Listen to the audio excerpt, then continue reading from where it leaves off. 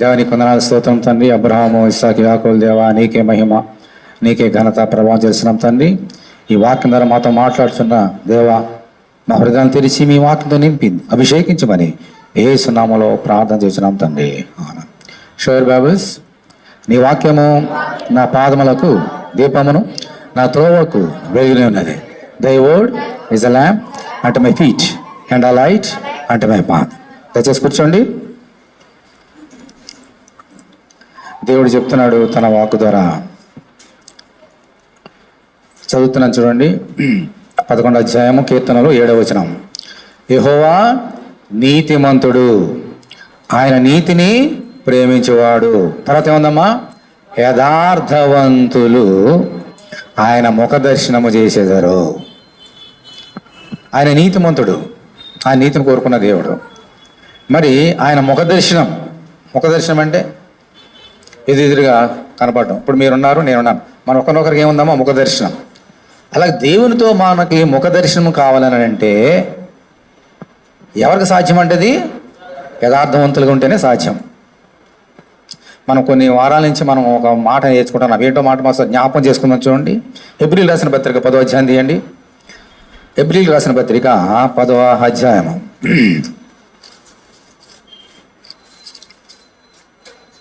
22వ వచనం చదువుతున్నాను చూడండి. 22వ వచనం. మన సాక్షికి కల్మషము తోచకుండానట్లు ప్రోక్షింపబడిన హృదయములు గలవారమును, నిర్మలమైన ఉదకముతో స్నానము చేసిన శరీరములు గలవారమునై ఉండి విశ్వాస విషయములో సంపూర్ణ నిశ్చయత కలిగి, తర్వాత ఏముందమ్మా? యథార్థ హృదయముతో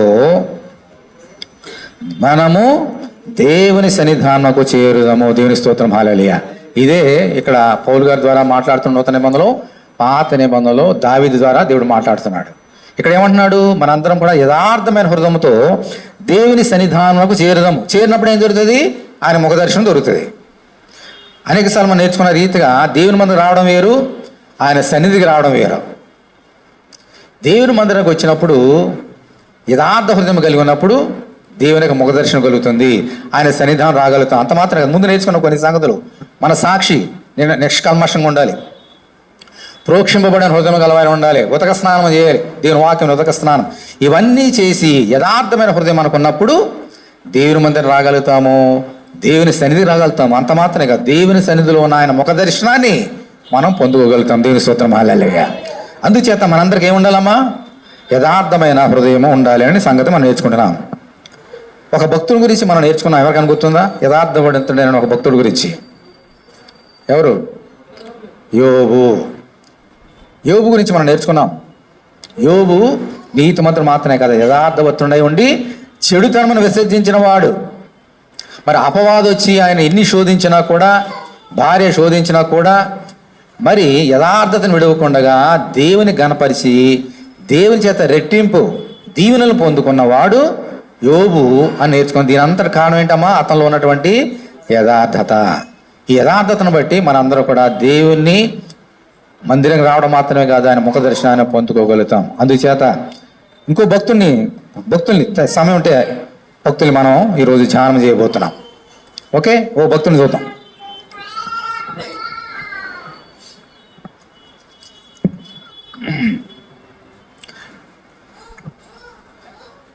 మొదటి రాజుల గ్రంథము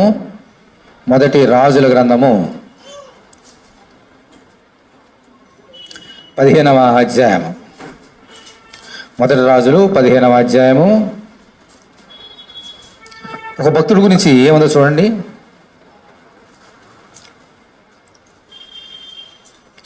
ఒక ఎగ్జాంపుల్గా ఒక మాట ఇక్కడ చెప్పబడింది. ఏమని చూద్దాం. నేబాతు కుమారుడును రాజునైన యెరోబాము ఏలుబడిలో 18 సంవత్సరమున అబీయాయు యూదా వారిని ఏలబనారంభించెను. అతడు 3 సంవత్సరములు యెరూషలేమునందు రాజుగా ఉండాను. అతని తల్లి పేరు మయాక, ఆమె అబీషలోము కుమార్తె. ఇప్పుడు చూడండి 3వ వచనం. అతడు అంటే ఎవరు? అబియాం. తన తండ్రి పూర్వం అనుసరించిన పాప మార్గంలో నడిచెను. తన పితరుడైన దావీదు హృదయము తన దేవుడైన యెహోవా ఎడల యథార్థముగా ఉన్నట్లు అతని హృదయము యథార్థముగా ఉండలేదు. అంటే ఒక ఉదాహరణ చెప్తున్నాడు.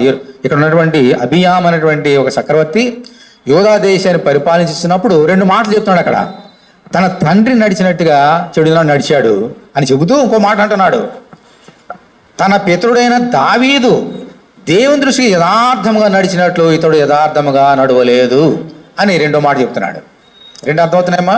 ఒకటి తన తండ్రి నడిచి చెడు మార్గం నడిచాడు. సరే, ఓకే, అది పక్కన పెడదాం. పెడుతూ ఏమంటున్నాడు ఇక్కడ? ఒక యథార్థవంతుని గురించి చెప్తున్నాడు ఇక్కడ.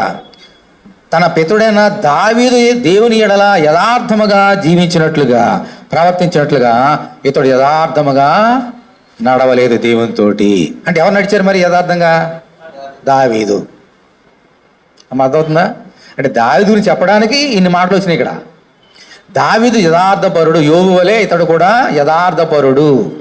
దేవుని ఎడల చాలా యథార్థంగా జీవించాడు. అందుకనే ఒక బెంచ్ మార్క్ అయిపోయాడు అన్న దావీదు. బెంచ్ మార్క్ అంటే తెలుసా? స్కేల్. అంటే ఏదైనా ఒక ఉదాహరణ చెప్పాలంటే మీకు బాగా అర్థం అవడం చెప్తా. క్లాస్ రూమ్ ఉంది. క్లాస్ రూమ్లో ఒక స్టూడెంట్ బాగా చదువుతున్నాడు, కొంతమంది బాగా చదవట్లేదు. అప్పుడు టీచర్ ఏమంటుంది?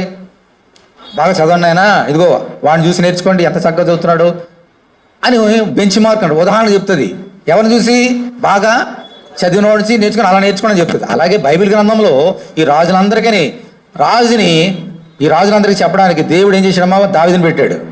దావీదుని పెట్టి ఇలాగ యథార్థంగా నడుచుకోండి అని చెబుతూ, ఎవరైతే నడుచుకోవట్లేదో వారి గురించి చెబుతూ, వీరు దావీదు వలె యథార్థంగా ఉండడం లేదని వారి గురించి రాసేవాడు దేవుడు. అంటే చూడండి, దేవుడే ఒక ఉదాహరణకి యథార్థంగా ప్రవర్తించాలంటే దావీదుని చూసి నేర్చుకోండి అని దేవుడే దావీదు గురించి చెప్పాడంటే, దావీదు దేవుని దృష్టి ఎంత యథార్థవంతుడు ఒకసారి ఆలోచించండి. మనము కూడా దావీదు వలె యథార్థంగా ఉండాలి. అప్పుడు దేవుని యొక్క ముఖదర్శనాన్ని మనము పొందుకోగలుగుతాం. ఈ దావీదు గురించి అక్కడ ఇంకో మాట ఉంది చూడండి. అదే 15వ అధ్యాయము, మొదటి రాజులు 15వ అధ్యాయము.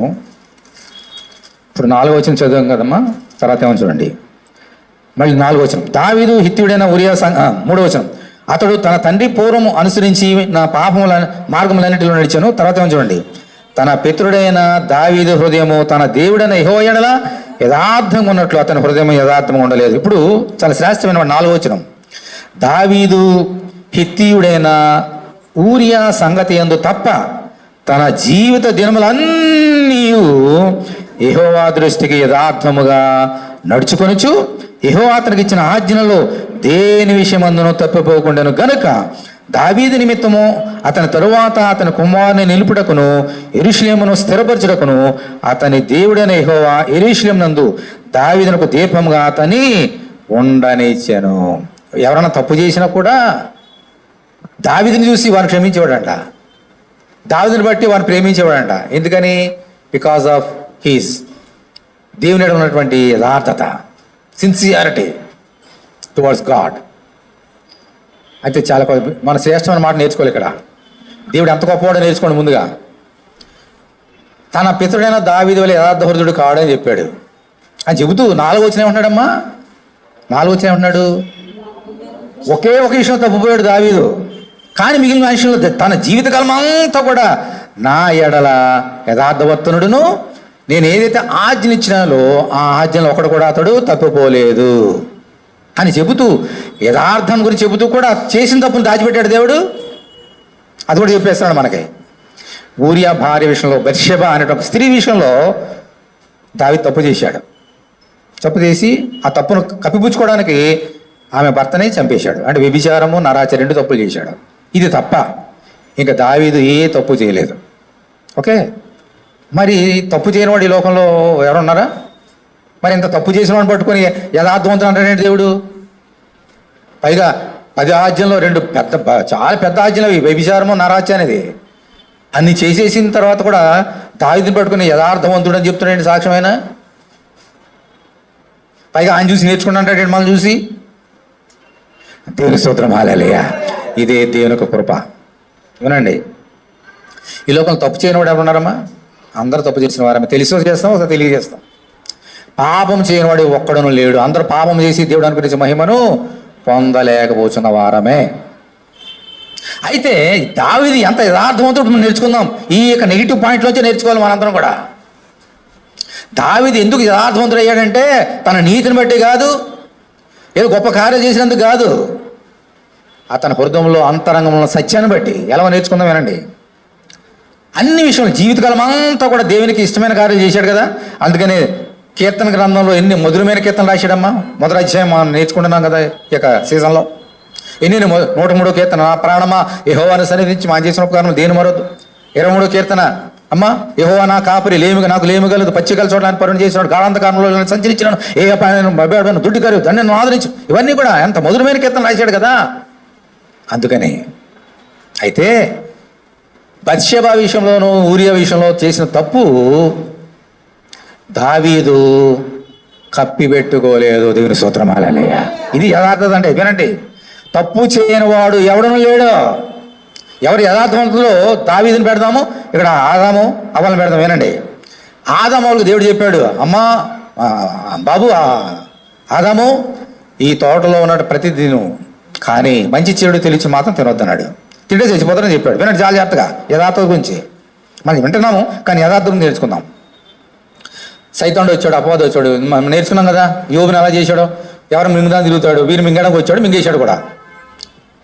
చావరు తినేది అని చెప్పగానే అవేం చేసిందమ్మా, తిన్నది. తిని తన భర్త కూడా ఇచ్చింది, ఇద్దరు తినేశారు.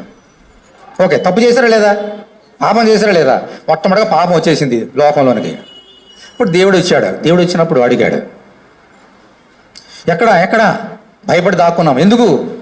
ఇదిగో మేము దిగంబరం. ఎవడు చెప్పాడు మీకు దిగంబరం అని? అంటే మీరు నేను చెప్పిన ఆజ్ఞని మీరు తప్పుపోయారు. రండి ఇక్కడ రండి. వచ్చారు, కట్టడాలు కట్టాడు. ఏం చేసి చెప్పండి. మొట్టమొదటి ఆదాముగా చెప్పాడు కదా దేవుడు, ఆదామా ఏం చేసావు చెప్పు. నేనేం చేశాను? నేనేం చేయలే. ఇదిగో నువ్వు ఇచ్చావు కదా, గాఢ నిద్ర కలిసి పక్కలోంచి ఒక ఎముక తీసేసి చేసావు కదా భార్య, ఆమె ఇస్తే తిన్నాను, నాదేం తప్పలేదు అన్నాడు. అతనిలో యథార్థత ఉందా చెప్పండి? లేదు. సరే, దేవుడు అవని పిలిచాడు, నిలబడి అక్కడ. నువ్వేం చేసావు? నేనేం చేసా? నేనేం చేయలే. అయ్యో పామును సర్పాన్ని సృష్టించా కదా, అది వచ్చింది, నన్ను మోసపొచ్చింది, మోసపడిపోయి తిన్నాను కానీ నాకు ఇష్టపూర్వకంగా తినలేదు. అదంతా చేసిందంతా పామే, సర్పమే. హవలో యథార్థత ఉన్నదా? అంటే ఈ లోకంలో సృష్టింపబడిన మొట్టమొదటి పురుషుడు, ఆ పురుషుడు ద్వారా సృష్టింపబడిన మొట్టమొదటి స్త్రీలోనే యథార్థత లేదు. అర్థమవుతుందా? యథార్థత ఎలాగొస్తుంది? ప్రభువా నువ్వు చెప్పు, నా భార్య మాట చెప్పిన మాట విని నేను నీ మాట తప్పిపోయిన నాయనా, నన్ను క్షమించు. తెలియక చేశాను నాయనా, ఇలా మోసపోతాను అనుకోలేదు నాయనా, క్షమించు నాయన అంటే ఏముంచేది అతనిలోకి? యథార్థత వచ్చేది. అలాగే హవ్వను అడిగినప్పుడు, తండ్రి నన్ను కూడా క్షమించు నాయనా, ఇదిగో యుక్తిగా సర్పం అది నన్ను మోసపుచ్చింది, నీకు వ్యతిరేకంగా పాపం చేయడం నాకు లేదు తండ్రి, తెలియక చేశాను నాయనా క్షమించు అని ఉంటే దేవుడు ఏం చేసేవాడు? వాళ్ళిద్దరిని క్షమించేవాడు. కానీ వారిద్దరిలో యథార్థత ఉన్నదా? ఆదామం లేదు, హవ్వనం లేదు. చేసిన తప్పు ఒప్పుకున్నారా? ఒప్పుకోలేదు. కప్పిపుచ్చుకున్నారు, తోసేస్తున్నారు పక్కనే. దావీదు అలా చేయలేదు. చాలా జాగ్రత్తగానండి. ఆదాము హవ్వలు తప్పు చేశారు, దావీదు తప్పు చేశాడు. కానీ దావీదులో ఏముందమ్మా? యథార్థత. వీరిద్దరిలో యథార్థత లేదు. అందుకని దేవుడు ఏం చేశాడు? వాళ్ళని క్షమించాడా? శిక్షించాడా? శిక్షించాడు. పండు గెటౌట్. ఎంతవరకు మీతో కలిసి నేను నడిచా, మీరు నాతో కలిసి నడిచారు, ఏది కారణం మీకు ఇచ్చా, ఈ రోజు నుండి నాతో నడవటానికి మీకు అర్హత లేదు, వెళ్ళిపోండి అని గంటేశాడు వాళ్ళిద్దరిని. ఇంకా ఆ రోజు నుంచి చెమటతోటే రోజు తినేవారు ఆహారం. ఇంతవరకు రోజు ఎలా ఉండేదమ్మా? లేవగానే మంచి యాపిల్లో ఇంకో పండు చక్కగా భోజనం చేసేవారు, తృప్తి పొందేవారు. ఎన్నిక రేషన్ ఉందా ఈరోజు? మనకు రేషన్ అని వాళ్ళ రేషన్ ఎన్ని తింటే అన్ని, ఎన్ని తిన్నా కూడా ఆరోగ్యం బాగుండేది, దేవుని కృప ఉంది కాబట్టి. కానీ వాళ్ళు యథార్థత లేదు కాబట్టి దేవుని దగ్గర నుంచి ఏమైనా వాళ్ళు దూరం అయిపోయారు. తప్పు చేయనివాడు ఎవరు లేరు, అందరూ తప్పు చేస్తారు. కానీ ఏం చేయాలి? తప్పుని ఒప్పుకోవాలి, లేకపోతే మనలో యథార్థత ఉండదు. అమ్మ నువ్వు తప్పు చేసావు, బాబు నువ్వు తప్పు చేసావు అంటే ఏం చేస్తాం? మనం తప్పును కప్పుపుచ్చేస్తాం, దానికి ఇంకోటి, అది కప్పించడం ఇంకోటి. సామెత గ్రంథం ఏముందమ్మా?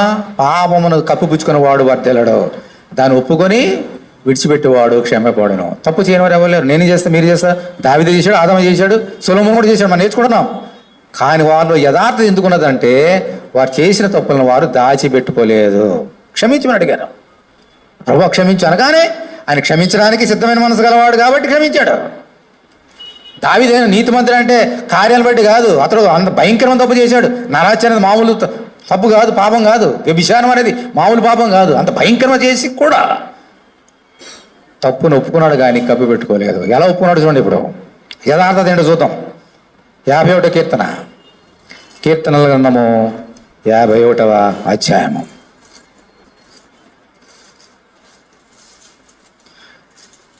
అక్కడ 51 అధ్యాయము అక్కడ ఒక హెడ్డింగ్ రాశారు కదమ్మా. ఏముంది అక్కడ హెడ్డింగ్? చదువుతున్నాను చూడండి. ప్రధాన గాయకుడి అంటే ఎలా పాడండి అని చెబుతూ ఏమని రాస్తున్నాడు హెడ్డింగు మనకు తెలియడానికి. దావీదు బత్షెబ యుద్ధకు వెళ్ళిన తర్వాత నాతాను ప్రవక్త అతని వద్దకు వచ్చినప్పుడు అతడు రచించిన కీర్తన. అంటే ఏం జరిగింది? బ్యాక్గ్రౌండ్ తెలుసుకోవాలి. తప్పు చేశాడమ్మా, వ్యభిచారం చేశాడు, నాశనం చేశాడు కదా. చేసి నేను తప్పు చేశానన్న సంగతి తెలియదు అతనికి. ఎందుకనంటే రాజుగారికి ఏదైనా చేయొచ్చు. ఆ రోజుల్లో దేవుడి తర్వాత దేవుడు ఎవరమ్మా? రాజే. రాజుగారు ఏం చేసినా అడగడానికి ఎవరి హక్కు లేదు. అందుకని ఇతను ఉన్న అర్హతను బట్టి, ఉన్నటువంటి ఎలిజిబిలిటీని బట్టి ఏం చేశాడమ్మా? నేను ఎవరినైనా వివాహం చేసుకుంటా, ఎవరితోనో పాపం చేస్తా, ఎవరైనా చంపేస్తా, నన్ను అడిగాడు ఎవడు అన్నట్టుగా వ్యభిచారం చేసి అతని భర్తను చంపించి ఏమీ తెలియనట్టుగా ఉన్నాడు ఇంట్లో హాయిగా. అప్పుడు దేవుడు ఏం చేశాడమ్మా? తన ప్రవర్తన పంపించి ఓ దావీదా, ఒక చిన్న కథ చెప్పాడు, మనకు అనవసరం, ఇప్పుడు సబ్జెక్ట్ కాదు. నువ్వు తప్పు చేశావు అని అన్నాడు నాతాను. వెంటనే దావీదు నేను గనక ఆ స్థానంలో ఉంటే ఏం చేసేవాడు తెలుసమ్మా? నేను వ్యభిచారం చేశా, నరాచ చేశా. ఒక ఆయన వచ్చాడు, నేను చక్రవర్తిని కదా, వచ్చి అయ్యా మీరు తప్పు చేశారు దేవునికి అని చెప్పగా నేను ఏం చేసి ఉండంటే మొట్టమొదటిగా అతను పట్టుకొని జైల్లో పెట్టేవాడిని. అరే జైల్లో పెట్టి తినడానికి ఒక ముద్ద పెట్టకండి, కొడవలో కొట్టండి. నేను రాజునైతే నేను తప్పు చేశానని చెప్పి నా ఎదురు నిలబడి చెప్పడానికి ఇతనికి ఎంత ధైర్యం, జైలు పెట్టండి అనేవాడు నేనైతే. దేవుని స్తోత్రం హల్లెలూయా. దావీదు అలాగనా లేదు. నాతానా నువ్వు చెప్తేనే కానీ నా కళ్ళు తెరుచుకోలేదయ్యా. అవును నేను వ్యభిచారం చేశాను, నా రాజ్య చేశాను, ఓ మై గాడ్ అని చెప్పి పరిగెత్తుకుని వెళ్ళిపోయాడు. ఎక్కడికి? దేవుని దగ్గరికి. ఇప్పుడు చదవండి, చదువు. నీ కృప చొప్పున నన్ను కరుణింపము, నీ వాత్సల్య బాహుళ్యం చొప్పున నా అతిక్రమం తుడిచివేం. దేవుని స్తోత్రం హల్లెలూయా. ఇప్పుడు చూడండి, తప్పు అంతవరకు తప్పు అని తెలియలేదు, చేశాడు. నువ్వు తప్పు చేసావని చెప్పిన తర్వాత కప్పు పుచ్చుకున్నాడా? మళ్ళీ నాతాను శిక్షించాడా? కోపడ్డాడా నాతాను మీద? ఏం చేశాడు? గబగబా దేవుని దగ్గరికి వెళ్ళాడు. తండ్రి క్షమించు నాయనా, నేను పాపం చేశాను, నా అతిక్రమం తుడిచివే అని అడిగాడు దేవుడిని. ఇప్పుడు చెప్పండి, అతనిలో ఏముంది? పాపం అందరికి ఉంది, నీకుంది, నాకుంది, అందరికి ఉంది. ఆదాంలో ఉంది, కానీ ఆ వారిలో యథార్థత లేదు. కానీ దావీదులో ఏముందమ్మా? దేవునికి స్తోత్రం హల్లెలూయా. దేవుడు చూసేది నువ్వు ఏం తప్పు చేస్తున్నావు, ఎంత భయంకర తప్పు చేసావు అవి చూడో. నీలో యథార్థత ఉన్నదా? నీ తప్పులు కప్పుపుచ్చుకుంటున్నావు, ఒప్పుకున్నావు, అదే చూస్తాడు ఆయన. ఎంత గొప్ప దేవుడమ్మా ఆయన. ఈ లోకంలో పాపం చేయడం ఎవరున్నారా? నువ్వు పాపం చేసావు నేను శిక్షించడానికే యేసుని పంపించింది ఈ లోకంలో, నేను క్షమించడానికే ఇన్ని శ్రమలు పొందాడు. అందుకని ప్రతిరోజు వస్తున్నాం ఆయన ఆరాధన చేయడానికి, ఆయన ప్రేమను బట్టి. నేను క్షమించడానికే యేసుని పంపాడు కానీ శిక్షించడానికి కాదు. కానీ ఆయన నీలో ఏం చూడాలమ్మా? యథార్థత. దాన్ని బట్టి నువ్వు క్షమిస్తాడు. తప్పు చేయనివాడు ఎవరు లేరు. అంచేత తప్పు చేసినప్పుడు దేవుని దగ్గర రావాలి. నీకు తెలియకుండా చేస్తావు. నువ్వు తప్పు చేసావని చెప్పినప్పుడు ఏం చేయాలి? నువ్వు గ్రహించాలి. గ్రహించి ఎవరి దగ్గర రావాలి? దేవుని దగ్గరకు వచ్చి ఏం చేయాలి? వెంటనే ప్రభువా క్షమించు, ఇంకెప్పుడు ఈ తప్పు చేయను. ఎంత మధురంగా తప్పు ఒప్పుకుంటున్నాడో చూడండి. నేను చదువుతాను వినండి. 2వ వచనం, నా దోషము పోనట్లు నన్ను బావుగా కడుగుము, నా పాపము పోనట్లు నన్ను పవిత్రపరచుము. 3వ వచనం చూడండి, నా అతిక్రమం నాకు తెలిసి అన్నవి, నా పాపం ఎల్లప్పుడు నా ఎదురనున్నది. చాలా జాగ్రత్త ఈ మాట, నా పాపం ఎల్లప్పుడు నా ఎదురనున్నది. మీరు చెప్పాలి ఆన్సరు. నేను చేసిన వ్యభిచారం నరాచ నా ఎదుటినే ఉన్నది అంటున్నాడు. మరి ఎదురు ఉంటే ఎందుకు గ్రహించలేదు? మీరు జవాబు చెప్పాలి నాకు. ఆ పాయింట్ అర్థమైంది, నేను చెప్పిన పాయింట్ అర్థమైందా? నేను చేసిన ఈ 2 పాపాలు నా ఎదుటే ఉన్నవి, నా పాపం ఎప్పుడు నా ఎదుటే ఉన్నది అనుకున్న వ్యక్తి నాతో వచ్చి చెప్తేనే కానీ ఎందుకు గ్రహించలేదు? ప్రశ్న. అదే సైతాన్ చేసే జిమ్మిక్ అంటాం కదా, అదే సైతాన్ చేసేది. నువ్వు తప్పు చేసిన మరుక్షణమే నీ ఎదుటైన పాపం పొంచి ఉంటుంది, నీ ఎదుటనే ఉంటుంది, కానీ నువ్వు చూడలేవు. సైతాన్ ఏం చేస్తాడు? నీకు కమ్మేస్తాడు, గుడిదాన్ని కమ్మేస్తాడు. నువ్వు చేసిన పాపాన్ని కనపడకుండా కప్పేస్తాడు. ఎందుకని? నువ్వు నరకాన్ని కూడా ఆడికి ఇష్టం కాబట్టి. అందుకని the moment he did the mistake, the sin came before him. ఎదురుగానే వచ్చేసింది the moment he did the sin. కానీ అతను గ్రహించలేదు. ఎప్పుడు గ్రహించాడు? నాతానైన ప్రాప్త ద్వారా దేవుడు మనోనేతను వెలిగించినప్పుడు గమనించాడు. అంతే గమనించండి. అది ఆదాము కానీ నువ్వు కానీ నేను కానీ ఎవరైనా సరే, నువ్వు తప్పు చేసినప్పుడు అంటే నీ ఎదుటే ఉంటుంది తప్పు, నువ్వు చూడలేవు. ఒకసారి గ్రహిస్తాము, ఇంకోళ్ళు ఎవరైనా చెప్పినప్పుడు గ్రహిస్తాము. సైతాను మూసేస్తాడు. మనం ఎప్పుడు కూడా పరీక్ష చేసుకోవాలి. అందుకనే దేవునికి వ్యతిరేకంగా మనం ఏమైనా పాపం చేస్తున్నామా? సైతాను నాకు కళ్ళు కప్పేశాడా? కొంతమంది చూడండి, చంపేస్తారు, నరాచ చేస్తారు, అసలు ఏమాత్రం భయమే ఉండదు. హాయిగా చేతులు అడుగుకొని హాయిగా కూర్చుంటారు, హాయిగా నిద్రపోతారు హాయిగా. అంటే వారికి మనసాక్షి పనిచేయదు. అయ్యో నేను తప్పు చేసినటువంటి గిల్టీ కాన్సెషన్ వారికి ఉండదు. ఎందుకంటే సైతాను మూసేసాడు కళ్ళు. మనం అలా ఉండొద్దు. దేవుడు మనని యథార్థవంతులుగా ఉండాలని కోరుతున్నాడు. కాబట్టి ఎప్పుడైనా మనం తప్పు చేసినప్పుడు వెంటనే మనం ఏం చేయాలమ్మా? ప్రభు దగ్గర రావాలి, క్షమించు దేవా అని అడగాలి. ఇంకా చూడండి ఎంత మధురంగా అడుగుతున్నాడు, చూద్దాం.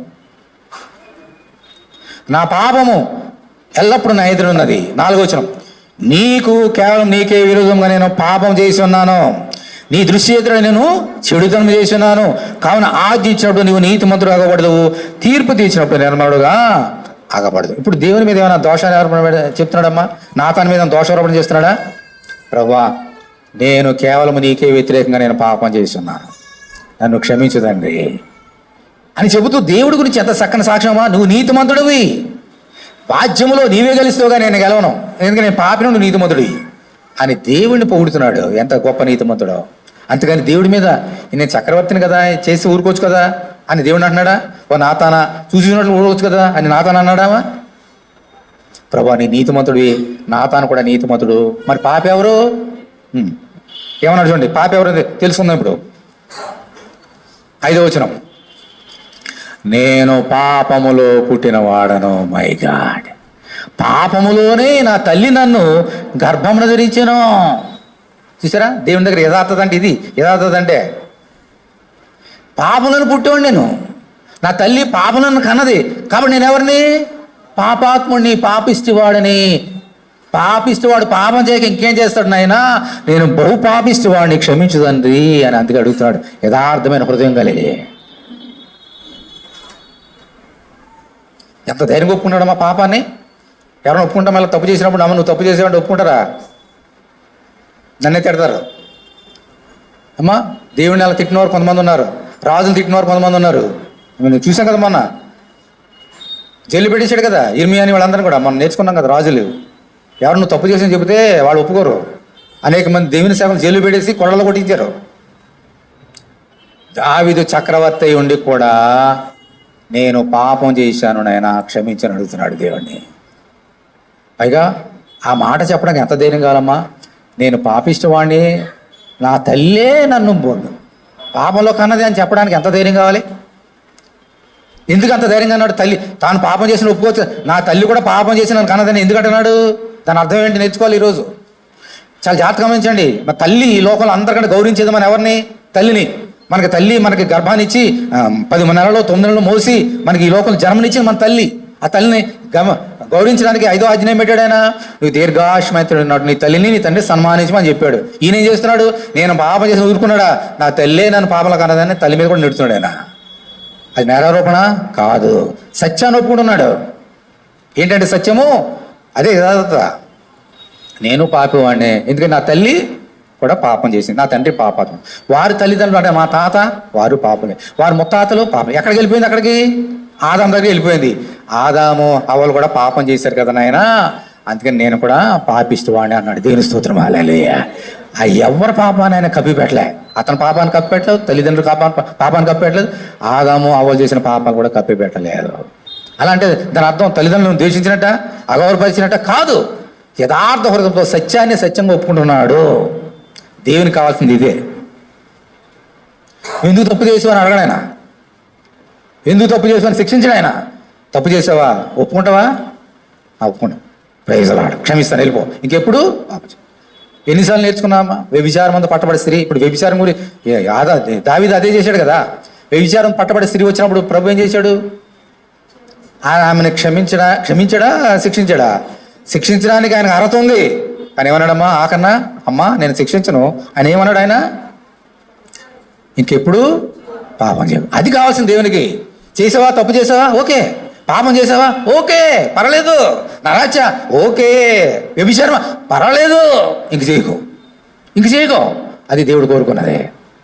ఎందుకు చేసావు? చెప్పాను కదా, ఆజ్ఞ ఇచ్చాను కదా, ఎందుకు చేసావు అని దేవుడు కాదు. తప్పు చేసావా? ఇంకెప్పుడు చేయకమ్మా బాబు, ఇంకెప్పుడు చేయకు. అంత గొప్ప దేవుడమ్మా నీ దేవుడు. మరి ఇటువంటి దేవుడు మన దగ్గర నుంచి యథార్థత కాకపోతే ఇంకేం కోరుకుంటాడు?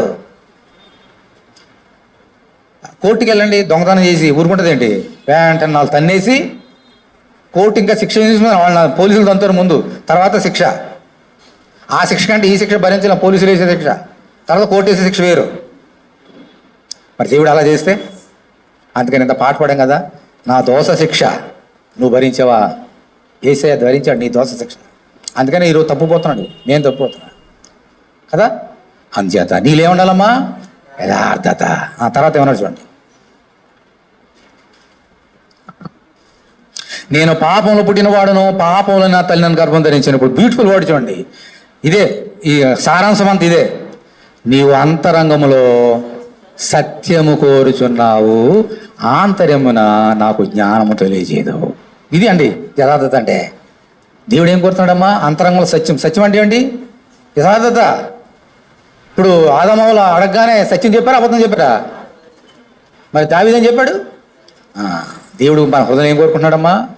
యథార్థత. అదే సత్యం. నువ్వు అంతరంగంలో ఏం కోరుకుంటున్నాడు? ఏంటి చెప్పండి? సత్యం. గట్టిగా వినండి, సరిగ్గా వినండి. సత్యం కోరుకుంటున్నాడు. మన అంతరంగంలో ఏం కోరుకుంటున్నాడమ్మా? సత్యం. అదే యథార్థత. ఓకే. ఇప్పుడు ఏమైపోయింది? నాతాను చెప్పినప్పుడు గ్రహించినప్పుడు వెంటనే తప్పు కప్పిపుచ్చుకోకుండా దేవుని దగ్గరకు వచ్చి ప్రార్థన చేశాడు. నేను పాపిష్టవాడినైనా, నా తల్లి పాపంలో కన్నది, నా పాపం వెళ్ళినప్పుడు ఇప్పుడు నా కళ్ళ ముందే కనపడుతుంది ఆయన అని అన్నాడు కదా. అని నువ్వు అంతరంలో సత్యం కోరుతున్నావు కాబట్టి ఇప్పుడు నా సత్యంతో ఒప్పేసుకుంటున్నా నా పాపాని అంటూ చక్కని ప్రార్థన చేశాడు. ఆ నెక్స్ట్ వర్స్ చూడండి, ఏంటో మధురమైన ప్రార్థన. ఆ వెర్స్ 7వ వచనం, నేను పవిత్రగునట్లు హిస్సోపుతో నా పాపము పరిహరింపము, హిమము కంటేను నేను తెల్లగా ఉన్నట్లు నీవు నన్ను కడుగుము. దేవుని స్తోత్రం. హల్లెలూయా, హల్లెలూయా. ప్రభువా, చూడండి దేవుడు అంటే ఎంత గొప్ప ఆయనకు అండర్స్టాండింగ్ ఉంది చూడండి. తప్పు చేశా కానీ క్షమించే దేవుడు నువ్వు కాబట్టి నైనా నా హృదయంలో అంతరంగంలో సత్యం కోరావు కదా, నేను ఒప్పేసుకున్నాను నా పాపాన్ని. కాబట్టి నువ్వేం చేస్తావండి? ఇప్పుడు నేను ఎలాగున్నాను? నల్లగా ఉన్నా. ఎందుకని? నా పాపం వలన. అయితే నన్ను తెల్లగా కడిగి వేయినారా. దేవుని స్తోత్రం. హల్లెలూయా. ఆశ, ఇది ఆశ, ఇదే యథార్థత. తప్పు చేశాడు, ఒప్పుకున్నాడు, ఒప్పుకొని క్షమించి మళ్ళీ ఎలా మార్చమంటున్నాడు?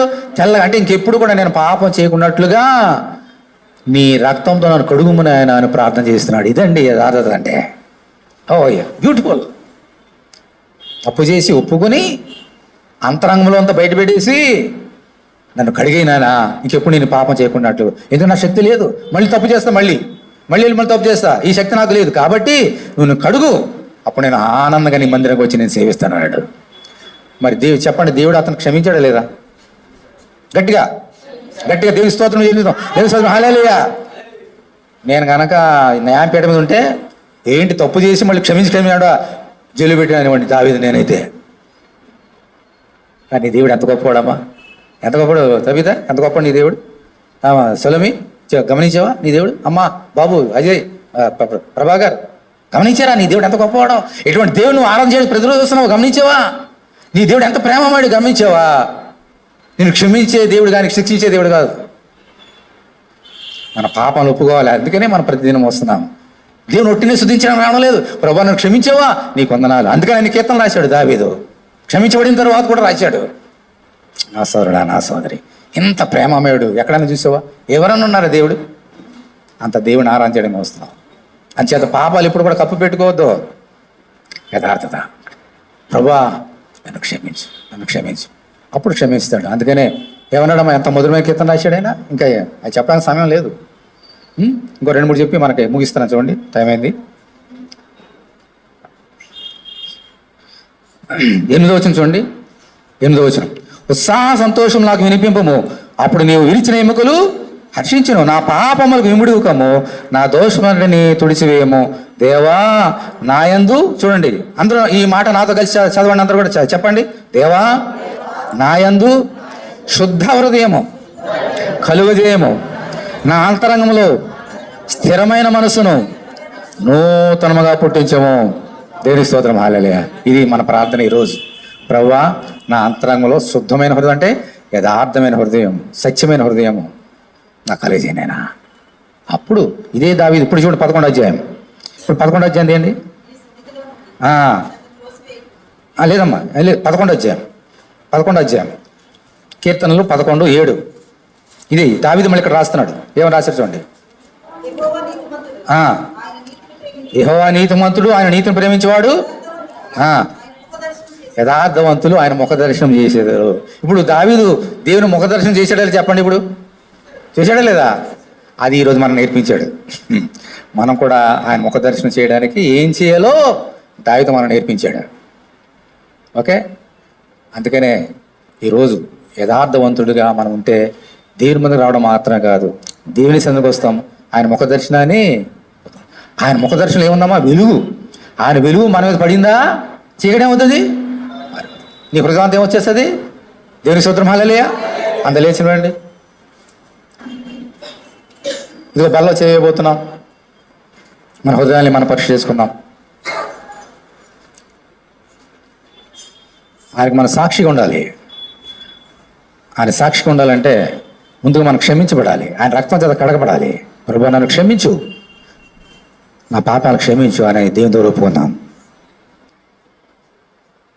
యేసు రక్తంతో కడగబడాలి. మన పాపములు మనం ఒప్పుకునేలా ఆయన నమ్మదగిన వాడును, నీతిమంతుడు కనుక మన పాపం క్షమించి సమస్త దుర్నీతి నుండి మనను పవిత్రులుగా చేయను. ఆయన వెలుగులో నడిచిన ప్రకారం మనం వెలుగులో నడిచిండలా ఆయన రక్తం మనల్ని పవిత్రులుగా మార్చను.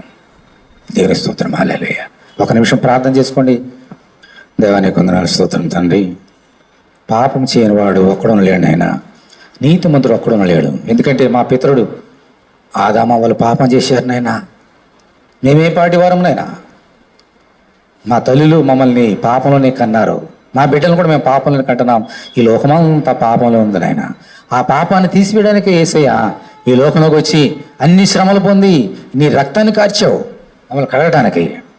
ప్రభువా, యేసు రక్తము మమ్మల్ని ప్రతి పాపం నుండి క్షమించులాగన యేసే నా శిలువ మీదకి ఎక్కించి, కొరడా దెబ్బలు కొట్టించి, మేకులు కొట్టించి, ముండ్ల కిరీటం పెట్టించి, రక్తాన్ని కార్చినట్లుగా ఆ రక్తం ద్వారా, ఆ కార్యం ద్వారా మమ్మల్ని క్షమించి శుద్ధ హృదయం మాకు ఇచ్చావు, యథార్థమైన హృదయం మాకు ఇచ్చావు నాయన.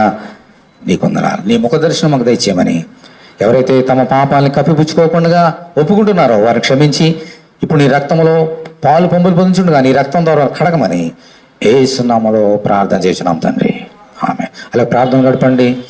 బల్లో చేసి